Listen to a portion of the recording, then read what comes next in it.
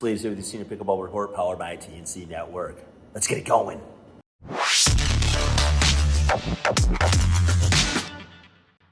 Hey, really quick, I wanted to talk to you about this brand new, fastest growing rating system in the pickleball landscape, VAIR, Visually Assessed International Rating. They consider age, gender, mixed, adaptive wheelchair, a lot of variables. So if you're tired of having a rating system that's really not holding up its end, check out VAIR, verified.com. Also, get your free account. Scan the QR code. All right, folks, you know what to do. Get verified. Today in our People in Pickleball episode, we have friend of the show, Michael Toe. He is an actor. He is a professional pickleball player. He is a team owner, the new U.S. Legends Pickleball League, Boston Dragons. But before we get to that, if you like this content, consider subscribing to the channel. And hey, check out all the discounts and all the stuff in our description links, things like our newsletter, our website, our merch page. All right, let's get to that interview with Michael Toe, one of my favorites. All right, welcome back, friend of the show, Michael Toe, to the Senior Pickleball Report. Welcome back, Mike. Hey, Sleeves. Nice to see you again. How have you been? I've been well. It's been about a year and a half since we spoke, and obviously things change in pickleball and in the acting world. And folks that want to know kind of about our first interview and, Michael's introduction to the game and his acting career, you can, check out the link below and check out our first interview, which was about a year and a half ago. But let's start off. Were you at the Emmys? I was not at the Emmys, but my friend Chase Sweet Wonders, who I played her father in the series, Apple TV series City on Fire, she won an Emmy for the studio with Seth Rogen. Oh yeah, great show. And that's a great show. She's hilarious in it. She couldn't happen to a nicer person.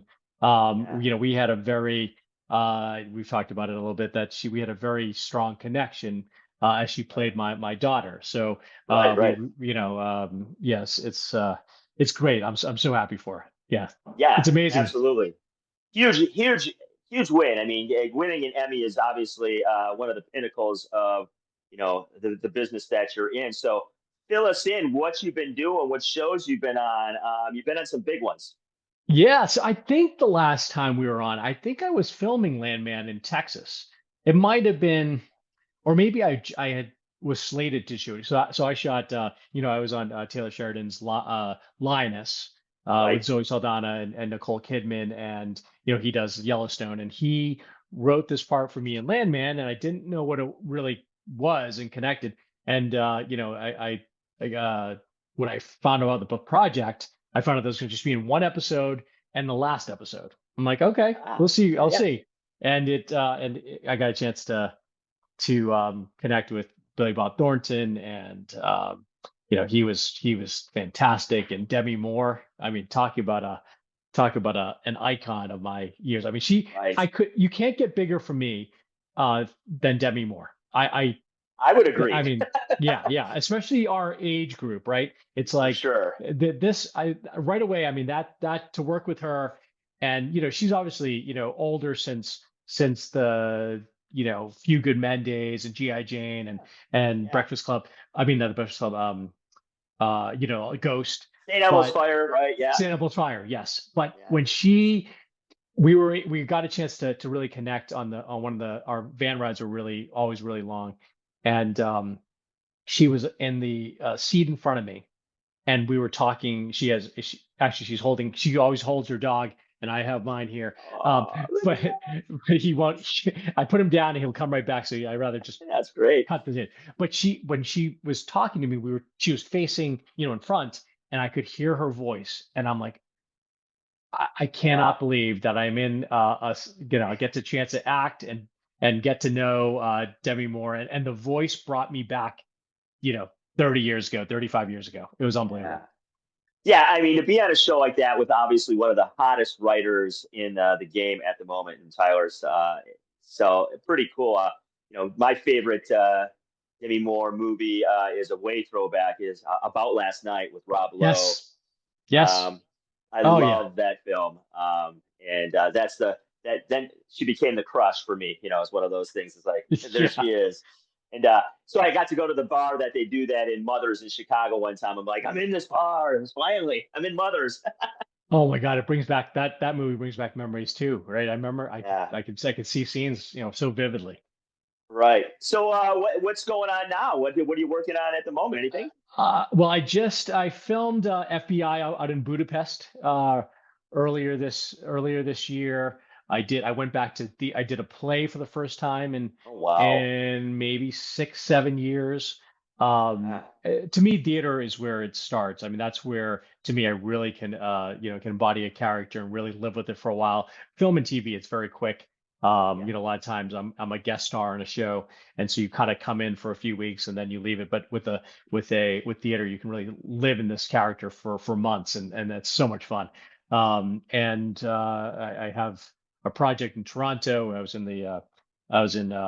Tribeca, film in Tribeca this year, called Cherry Colored Funk, that I'm a lead in. Sweet. Yeah, so lots of fun things. Yeah, Yeah. it's always an adventure. Yeah, I've obviously a character actor playing a lead, doing theater. I taught theater. That is no joke. Oh, you I did? was, oh yeah, for 2 years of high school, and it was drama. Um, I mean, the Yes. kids were great, but they were very, very, very needy, and they were always like, "Was this good enough? Was that great enough? How about this?" And I'd have to listen to monologue after monologue. I was like, "Okay, this is consuming most of my life now." Especially the theater kids. Oh, absolutely. And just the sweetest, sweetest kids you could ever imagine, and unbelievably talented to, to take that kind of text and store it and then do night after night after night after night. And do that in high school, let alone with all that goes on in high school. Look at you. He wants Unbelievable. to be a So star. what's your dog's name? This is Taro. Oh, hi, Taro. Look at you. You are gorgeous. Wow. So sweet. Yeah. So obviously, theater's a whole other animal, and I got a little taste of film. I've done some short films. My buddy of mine in the late '90s, early 2000s, and then I was in Dream Breaker, so I got to experience them coming out to the yurt and shot 8 hours for 2 days for basically 10 minutes of footage. So Still, hey, better than the yeah, cutting I room mean, I was floor. like, I got to really see the process up close of like a bunch of takes, bunch of different locations, wondering what's going to make it, what's not going to make it. And the thing I learned most, Michael, was the hardest part of film is selling the movie. I had no idea. Ashley Underwood she's married to Larry David. She directed the film, and still, it took an incredibly long, like a year, to get that thing sold and put up for distribution. I was blown away by the process that it takes. And now that I have that in my universe and I'm paying attention to more uh, people talking about film, that's really common, isn't it? Yeah, it's tough. I mean, it's not, especially these days, right? Where you can put together film, a lot of times now the shorter content, and so anything that's longer, especially, how expensive it is to make a movie, it's tough to make back your money. So they had to be very, it's not like the days of where, any kind of project is greenlit. It's really tough to make a project, even with stars, even with the topic that's relevant, even with the topic that a lot of Yeah, people can connect to. It's tough to make. And that's where you see sometimes when you see big movies that you think, oh, this is no a lock for a sequel. right. But the finances need to make sense, and even when the finances make sense, and even when things come together, you still need some luck. Yeah, absolutely. And what it brings to mind is how much stuff is sitting on a shelf somewhere like that you'll never see. Yeah, It's probably vast. yeah, exactly. And there's probably some great projects there. Oh, Actually, sure. one of the you asked what I was doing. One of the things that we're doing now is I'm doing a documentary, uh, chronicling my working with the USLPL and making of the Boston Dragons. So it's where Yeah. we have, Oh, I've been fun. working with my friend Taya Arboleta, who's an Emmy Award winning, talking about Emmy Award winning editor. He used to Yeah. do the Frontline series, and so we've worked on a bunch of projects together. And so we've been documenting this whole process Oh, super fun. the last 4 or 5 months. Um, we have a camera crew following me around, Yeah, yeah, and yeah. it's been exciting. Absolutely. So let's talk about this. Obviously, U.S. Legends, brand new senior pro league, and I've always said senior pros, at least domestically, have the most options to play high level tournaments and leagues than the open pros do. I mean, there's the PPA, the APP, the Humana Cup, the NPL, and now the Legends League and the Senior Pro League. I mean, or tour. There's a ton of stuff. So talk to me about the Legends League, and obviously your team, your franchise, you're the owner of the Dragons in Boston, hometown boy. So Oh fill yeah. us in. How did that happen? Well, I love the team concept. That Yeah, to it's me cool, is isn't it? it's always, I've always leaned that way. To me, Yeah, the me too. ability to have a team to it's not just about me, it's about others, and I love that concept. I really want it to be on a team that we can really play together. And I got Yeah. approached by Michael Cow and Ron Cortez at the U.S. Open this year, and they Okay. were talking. They said they had this great great concept. They think that there's a lot of demand for it. Obviously Yeah. there's some other great leagues out there, and but they felt that there was a niche here, and they said, would you consider being an owner? And I really looked at the scenario probably 10 minutes, and I'm like, yeah, I'm good. I don't need the, I'll look at the details later, but this Yeah. is, this is perfect. And Yeah. to get to bring the first pro pickleball team to Boston, and to be able to run a team the way I think a team should be run, but Right. also do it in a business way, doing it in a way Yeah. where, Yeah. it's not just a hobby. This is a pro league, a pro team. Right. I need to bring in sponsors. I need to run a tight ship. I need to be able to provide for my players, but at the same time, make it a financially viable model. And Yeah. it's been it's been so exciting. I've had when I did this, when I approached it, and I was thinking about it, I had probably, with the acting and family and my daughters and wife and all this Yeah. things that we're trying to do and all the different projects I had, and I travel a lot for for film stuff. I had probably 5% capacity, and I'm like, all right, I'll do it now. So I jumped in with that 5% capacity, and now it's now taking 95% of my time.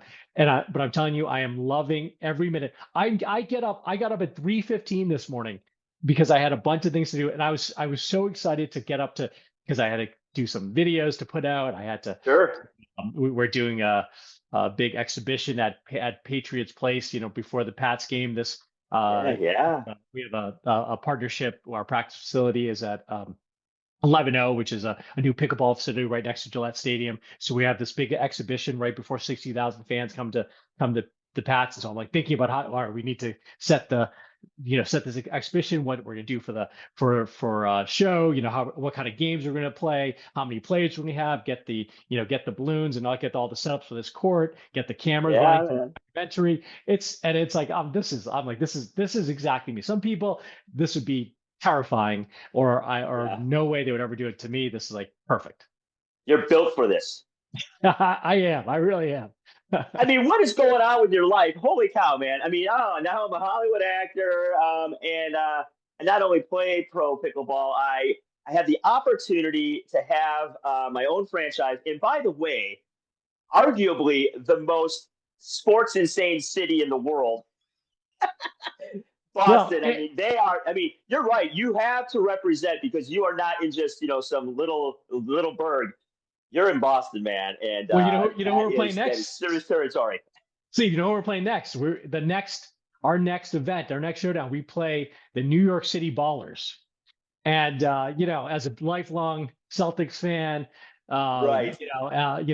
Red Sox fan, the times with the Pats Giants, Oh yeah, there's going to be yeah. a little extra heat when we play New York, the Ballers this in October in Philly. So it's going to There's going to be be some focus. yeah. Well, this is gonna, it's gonna. The only thing about a rivalry, though, is you need some teams, get back and forth. But unfortunately, or fortunately, I think it's not gonna, we're gonna kind of whoop them. So, I don't know how much of a rivalry that is. You heard it here, folks. and it begins. Exactly. Where did that rivalry begin? Well, let me show you this podcast episode.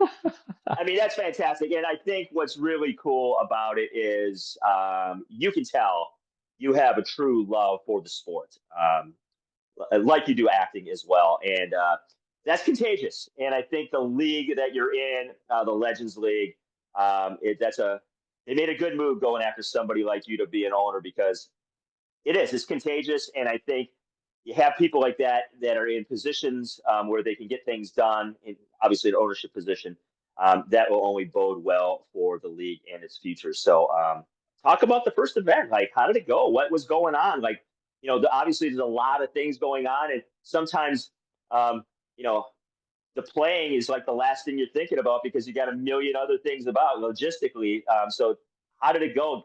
Run me through the atmosphere and everything else. Yeah, well, the thing, this was our, this is like a startup. We're really Yeah, running, this is a startup, and you don't know if it's going to work. You can sure, do all right. the prep as all you can try to think of every scenario to cover and all the problems that could happen to, make sure this is all set, and it could still go, completely haywire.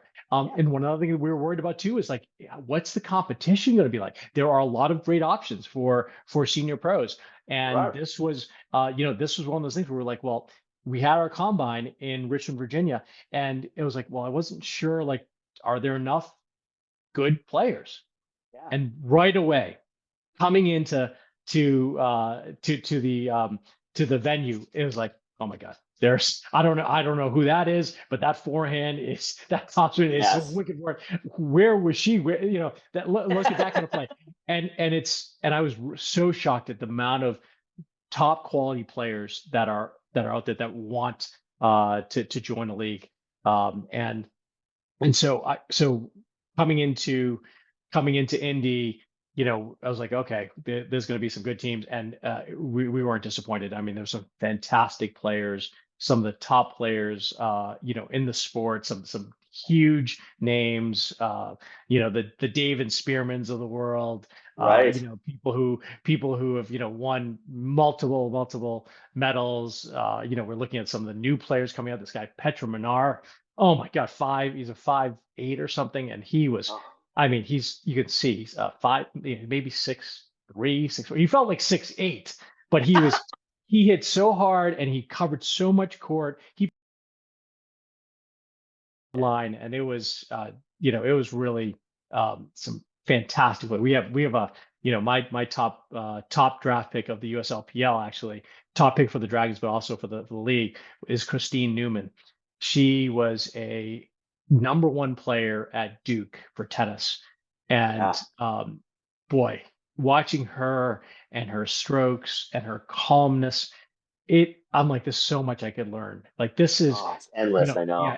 And it's not, because it's not just about, and she's, I don't know how tall, but not, she's playing against this 6'4" Yeah. guy. Right. Right. It's got to be, maybe 5'5", maybe something like that, 5'6". Yeah. But I'm telling you, it's the calmness, that next level of sports, of knowing what needs to get done, not getting too high, not getting too low. I'm like, for me, when I play, I'm up here or I'm down there, and there's no in between. Yeah. And like, I'm like, this is what takes it to be the next level, and to be able to have someone on my team like that where I can learn from. It's awesome. Yeah. And that is huge. I think you hit right on the head. I would argue the deepest talent pool in all of pickleball is the seniors because they're kind of the foundation of the game. And there's just so much talent out there. It's incredible. And just when you think you've seen it all, somebody walks on the court and you're like, who is this? And then, wait till this thing even explodes further internationally. My goodness, the stuff we're going to see.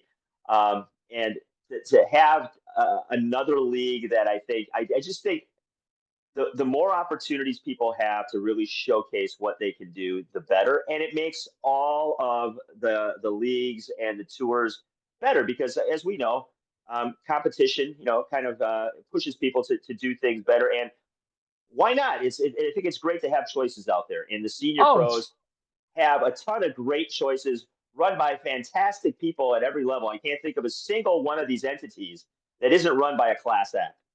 Oh, 100%. And there's so many players out there. It's not No, like it's endless. it's It's not it huge. yeah, it's not like it's like one going against the other with the same pool of it's not. There's so No. many great quality players that want this, a great experience out there.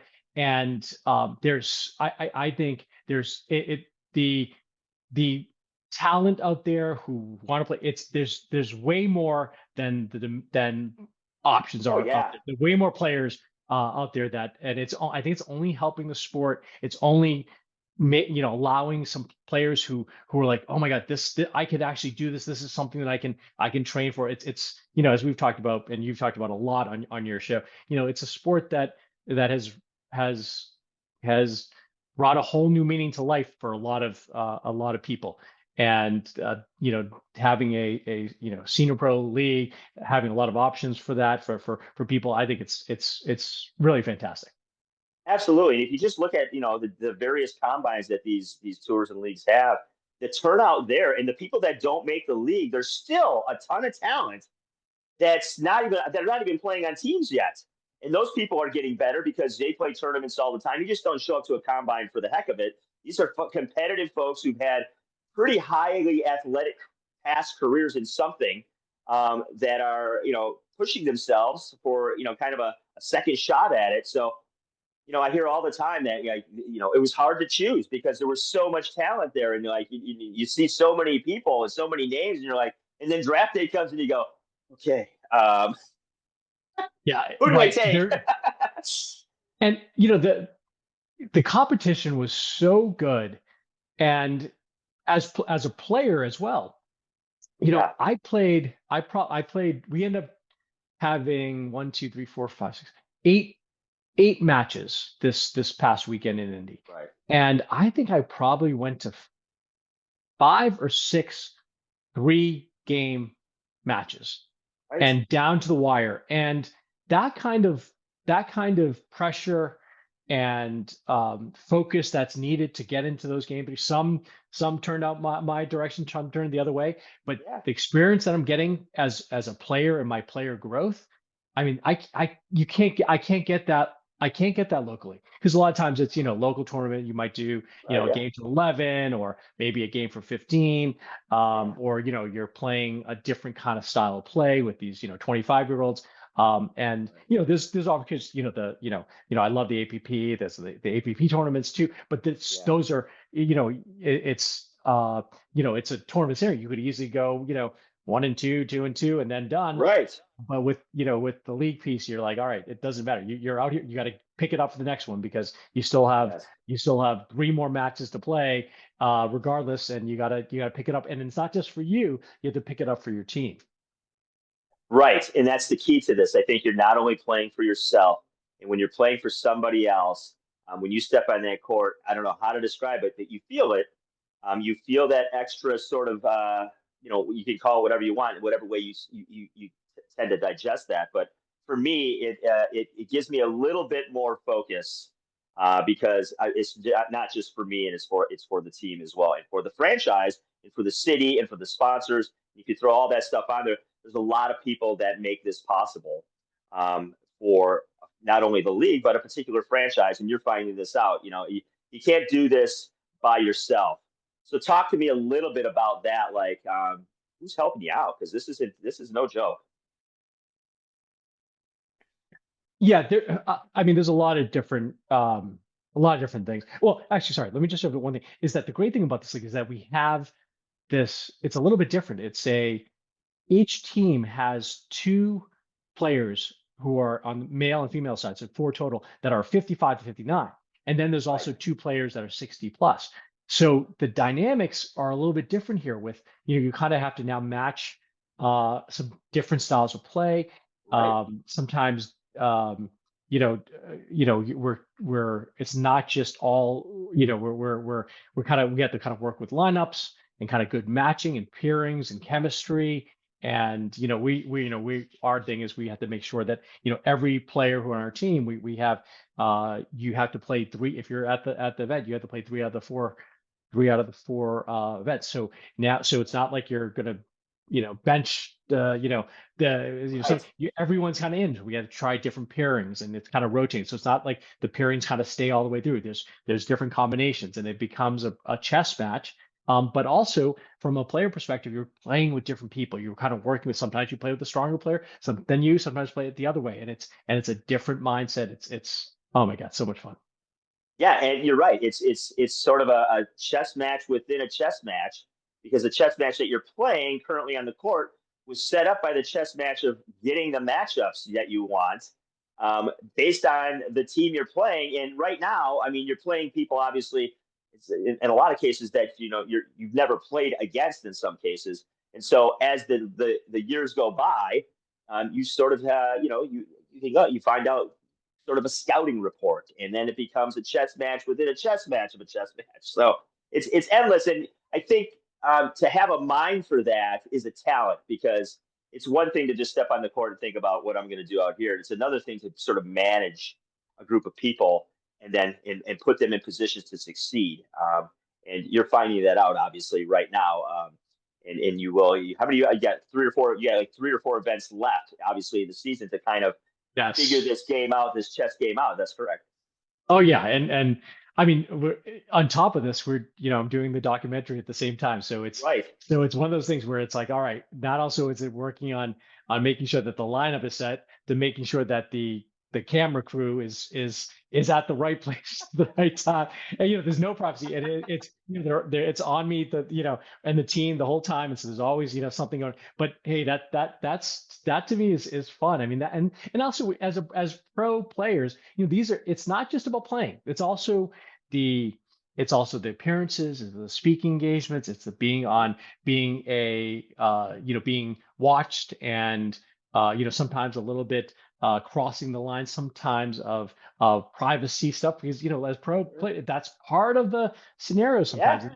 And that's so I've kind of talked to my team a little bit as we're because we're in a unique scenario getting a documentary film. I'm like, all right, just like you said, Sleeve, there's so much filming. Don't worry about you know Yes. every piece Well, of it fix being it in post is what I always say. yeah, fix it if I was right. Exactly. Yeah, you pay off the editor, you're okay, you're good. But we're one out of the 100 hours that we might get. It's you might take 45 minutes of it. It's but Right. so much fun. And we had a, which was kind of cool. This is from the filming side too. We were at the Pickler in Indianapolis, and we had a skinny breaker. So the way the USLPL works is that when you have a tied scenario, in this case it was Yes. 6-6, we played against the Buffalo Blizzards, the good New York team, and it was so we do a skinny singles tiebreaker, Ooh, I love and that. yeah, see, at first I didn't like it, to be honest. If I'm it's like, skinny singles, I'm okay with it. yeah, but the skinny singles piece was really great because in the normal team scenario, you're always with two people. So it's kind of like it's always like, all right, well, maybe my partner here can come over. Yeah. I have to, and so that, which is great. I love that. But this was different. Now it's this two whole teams with all the fans, the cameras are focused on you versus the other person. And in 3 points of skinny, and then you rotate through games of 25 rally scoring, freeze at 24, and we end up going 24-24. We had the Pickler at this court, the center court that they had. Yeah. We had camera crews from the top down with our. It was fantastic, and it was an amazing final few points. It was between my Boston Dragon, Lord Charles, and the owner of the Buffalo Blizzards, Chris Kessler. Two fantastic players, back and forth, Yeah. match point for us. Chris blocked. Chris had a match point, Laura caught, and we had a final last point and we won at 25-24. But it could have gone either way. But it Oh really my didn't matter who goodness. won. The excitement and seeing the teams every time someone came off, the support there. It was so much fun. And I got to the Ron Cortez, who's the founder, one of the founders of the USLPL. He's the one who came up with it. And I'm like, a skinny breaker. I don't see it. And Yeah. I fully admit, we had an owners meeting last night. I'm like, I fully admit, you were right, Ron, and I was completely off base. It was a fantastic idea.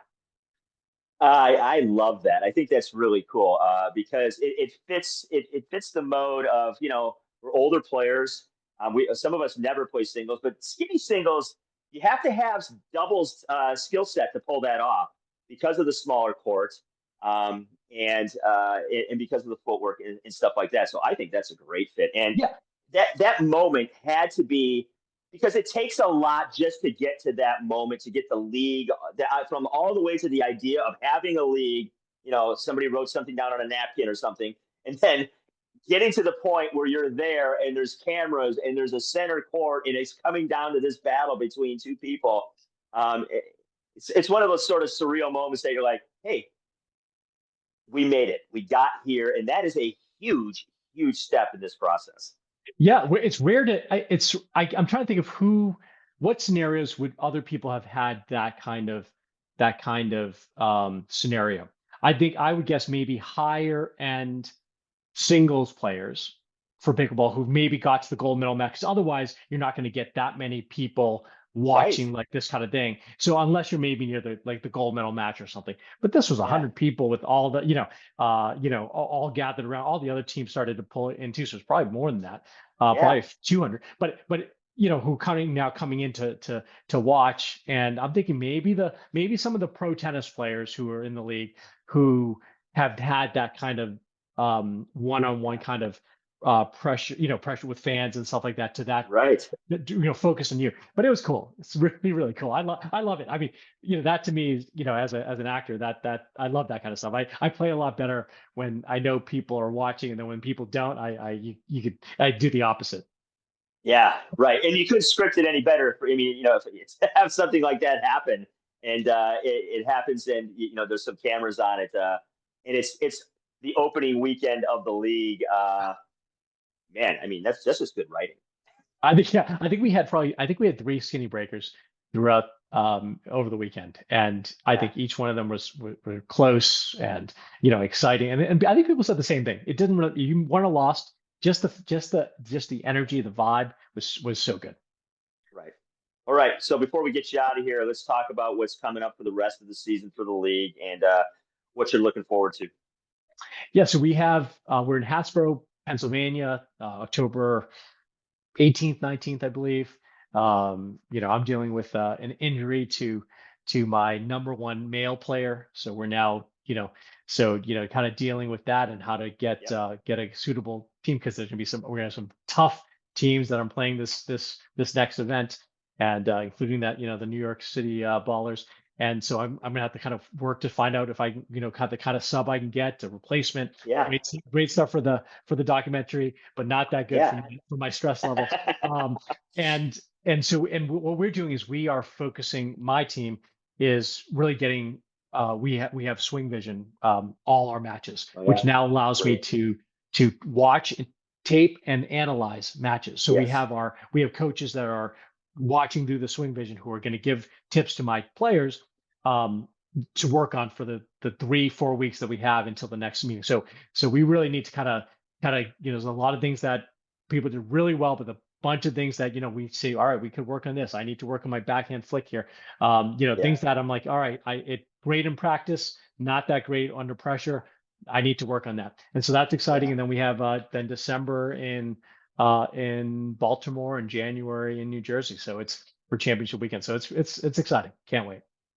Absolutely. Very cool. And appreciate you coming on.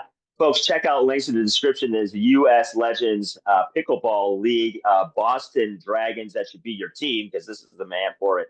And team owner, actor, professional player, Michael Toe. Thanks again. And let's catch up in a year again and see what the franchise is doing and what movie you're in.